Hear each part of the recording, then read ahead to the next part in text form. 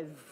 How good it is for us to be reminded in song. I've just been so moved by this song many, many, many times in my life. And one of my favorite lines is, "Command my hands, what must they do?"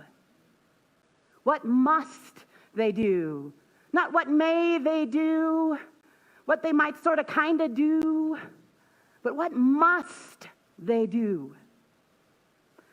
I believe in this time right here and right now, not only have we been invited to be the saints that we are, we've been invited, we've been called, we've been commanded to be the saints that we are.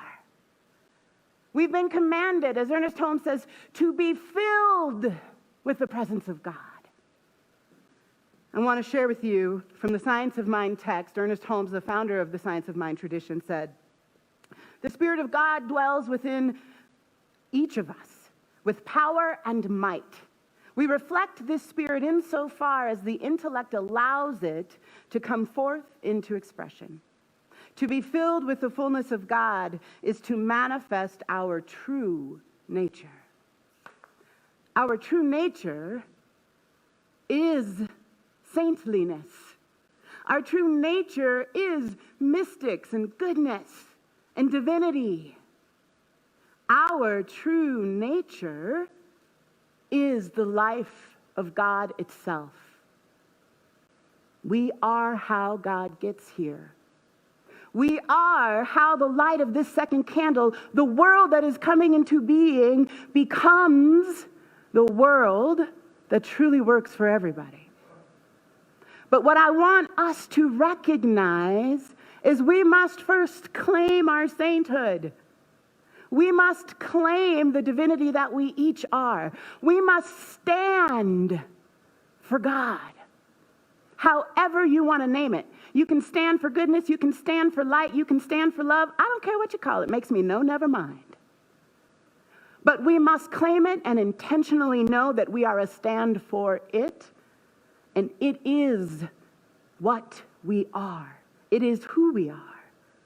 And in this claiming, we must also recognize the only way that we can be the mighty, powerful presence of the one that we are. The only way we can be that and live that is to know who we are.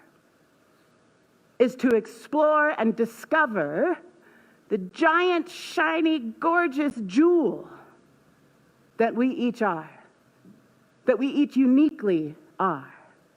Because in the diversity of all that is, in the diversity of life itself, in the absolute individuality of all that is, God needs each one of us to be holy here. Because there's this gorgeousness in diversity. There's this gorgeousness in uniqueness and individuality, but it cannot stop there. It cannot stop there. We live in a society with toxic individuality. We live in a society with toxic bootstrap mentality, that we are each on our own and you better figure it out for yourself because I got mine, you better get yours. And it is what has brought us to this first candle, to what was. But you want to know the good news? What was is no longer. It is now dismantling right before our eyes. And I get how scary and frightening and sad it is. And I get that we are all grieving and we are all uncertain. But do not forget about this second candle. Do not forget about the responsibility and duty we have as divine creatures to be about creating together this new world emerging right here, right now. And so we must each claim our place. We must say, yes, use me. Oh God, I stand for you. And here I'll abide as you show me all that I must do. Must. The invitation has been made, and the only answer, my loves, is yes. Show me. Command my hands. Let me step into my goodness, into my greatness, and be the divinity that I was called here to be. Because it's going to take every single one of us to stand in that yes. And we need to recognize that it is in our personal, unique, individual wholeness that God gets here. I want to share with you from the book we're wrapping up this week, The Sacred Art of Loving Kindness by Rabbi Rami Shapiro, which we've been studying for the last couple of months. And in it, he was in a conversation with an interfaith minister, and this is what she said. My service to God is through befriending God's creation, human, animal, plant, and mineral. And I once learned from a Jain teacher to walk with my eyes cast down, to make certain I did not step on any living creature. I have expanded that. I now look all around to see where I can avoid doing harm and perhaps do some good. The thing I love about that is she expanded an ancient tradition. She expanded a teaching that had been passed down for centuries to include more. To include not just the creatures she may step on, but to include all of life itself. Because that's how big God is. And if God is that big, and it is living and moving and having its being as you, as me, then we are that big. Then we have the possibility in us to expand what we can befriend more than ever. The power and the presence of the One gives us that capacity because it is living in the heart of each of us. Which means, as Ernest Holmes said in the Science of Mind text, all saints have been human beings just as we are, for God makes all people alike. The universe plays no favorites. All of us have that possibility of showing up in this life as the saints that we are. And we must begin to believe without a doubt that that is what is true. It can no longer remain words on a page. It can no longer remain words in my mouth. It must be embodied and lived. That is the invitation of this time. That is the command of this time.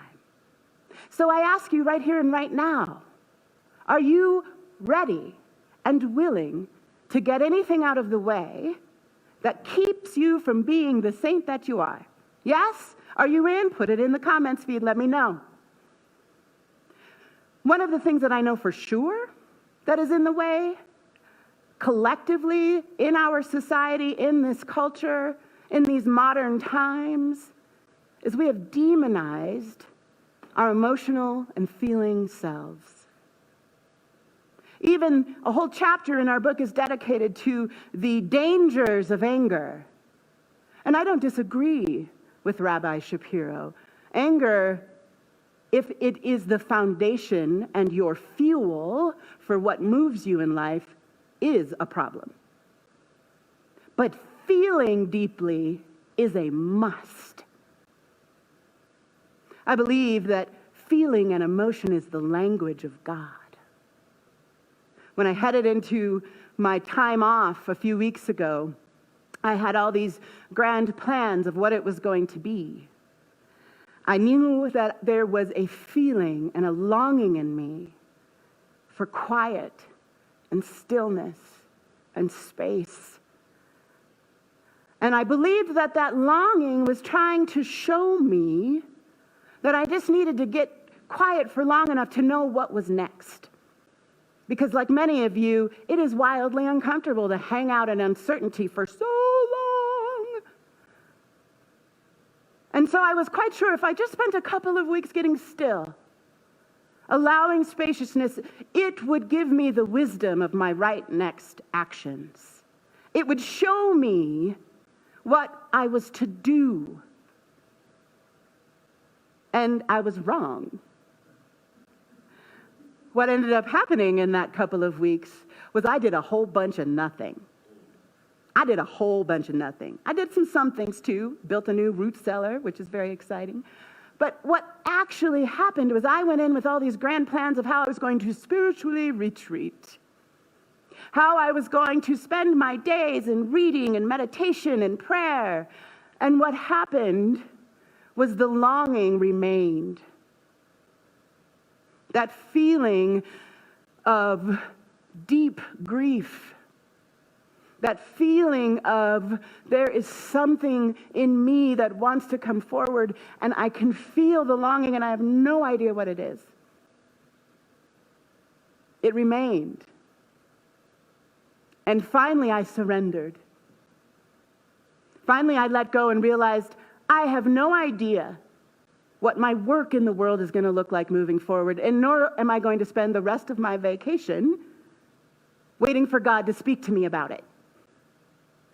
I let it go. And upon my return this week, lo and behold, all of that whole bunch of nothing appeared right in the moment when I needed it, and I knew. It was the very feeling of longing itself that I had to actually hang out in. And I didn't need to figure it out. I didn't need to intellectualize it. I didn't need to write it all down and make a beautiful plan. It just showed up because I allowed the longing to be there. I leaned in to that feeling of grief and loss and absolute uncertainty. And when I sat down to do what was next, it just rose in me because I made the room for it. I no longer was figuring it out. Spirit was working through me in a way that was new. I had expanded what I was able to hold in my own being. And I want you to take a moment right now and think of a time in your life where you were quite sure you couldn't hold what was happening, where you were quite sure that the fear or the anxiety or the grief was bigger than you. And then I want you to acknowledge that you are here, breathing right now, and that your capacity was greater than you thought. That's because the might and the power of the one is in you. And we are being called, my loves. We are being called right now to step into that expansion, to allow our consciousness, our experience, our belief in what is possible to grow past our edges of comfort. I think comfort went by the wayside several months ago now. My kiddo was laughing with me last night when we had a power outage at our house. Our whole street went out. And he said, all right, 2020. Anybody looking for a ride back to 2019? I'm leaving in the morning. And I know it feels that way, that there is this wish that we could somehow go back. And I'm telling you, darling, there is no back. There is the second candle. There is the acknowledgement of the might and the power and the saint that we each have and are. And we no longer have the option to play small.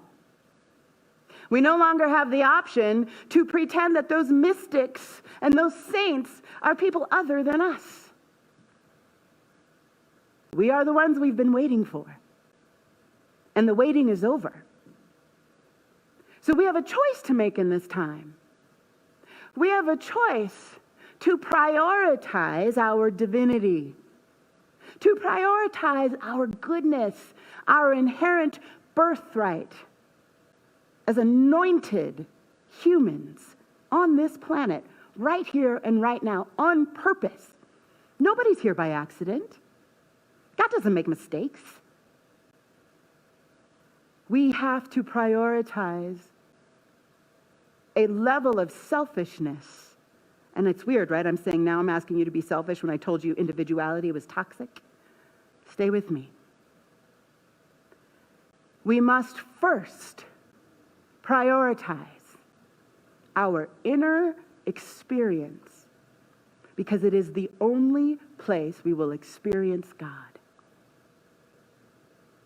The only place that we will know our sainthood, our mystic self, our divine self, is by turning our entire attention into our own beings. I like to think of spiritual practice as the greatest treasure hunt in our lives.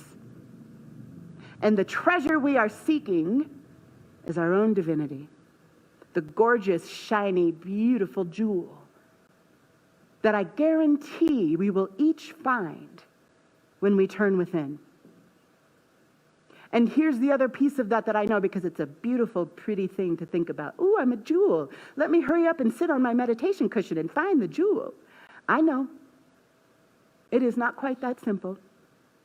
Because that practice, that turning within, whether you do it through meditation, whether you do it through prayer, whether you do it through contemplation, whether you do it through song, however you do that turning within, it's also kind of like an Indiana Jones movie, right? Where if you turn within, oh my God, the first thing you come across is a pit of snakes called your thoughts. And you must traverse those snakes. It is part of the journey. And oh, if I turn within, and people tell me all the time, I don't really do stillness. My head never stops. I know. That is the nature of heads. And I know that it feels like, oh, if I turn within and take a moment and put any attention on what's actually going on in here, it's like standing on a rope bridge across a great divide, hanging by a thread. And if I put my attention on it, I'm terrified that it's just going to break and my sanity will plummet into the abyss. That's how afraid we are of our own selves. That's how afraid we are of our own spirit, of our own greatness. And I am saying to you, get on the bridge, leap over the pit of snakes, because on the other side of that is the gem, is the greatest treasure you will ever discover, the falling in love of your lifetime, you. And that, my friends, is step one. It is not the end of the road, not the edge of our map. Because as you have that experience of your own divinity, you will have no choice but to awaken to the divinity of all of life itself. You will have no choice but to discover the jewel and the gem that you are is the power and the presence and the capacity and the might of the one. And so is all of life. And that you are it. And your concept of self, your concept of duality, your concept of us and them melts away as you grow your arms and your heart and your consciousness greater and greater, encompassing more and more. And that is where the magic happens. That is where you realize your sainthood. That is where you realize, make real your divine nature. That is how God gets here, and hallelujah! God is here now because you and I are breathing. Because you and I said yes to the command. We said, use me. Oh, God, yes. I say yes. I say yes, that I will step onto this journey. I will step onto that bridge. I will leap over the snakes because I am not alone. And I am held by the beloved itself, which is all of life itself, an entirety of life itself, every creature, every mineral, every plant, every animal, every human brother and sister is with you. on that path, on that bridge, jumping over those snakes. We truly are together in this. There is no other possibility. And when we harness the power that lives in the very center of our beings and recognize that it is already connected to all of life itself, and that power and that supply is infinite, we will then recognize the greatness, not only that we are individually, but that we are collectively, bringing forward a new world. And if you, my loves, are ready to anchor that commitment, say yes in the comments feed. Say, I am in, I claim my sainthood, and join me in this prayer. Here is what I know for sure in every fiber of my being, because I lean in to that feeling, to that felt experience of the might and the power and the presence of the one that has always been and will always be. And as I lean into that truth, as I claim my greatness, I know that each one of us does the same, because it is the only possibility. The invitation and command has been made. And how good it is to be on the path with all of these incredible beings, with all of this incredible wisdom, with all of this divine right action, creating a world together brighter and lovelier than it has ever been. How good it is to know that that unfolding is already in motion, that that rising up has already risen, and that we each are here for it.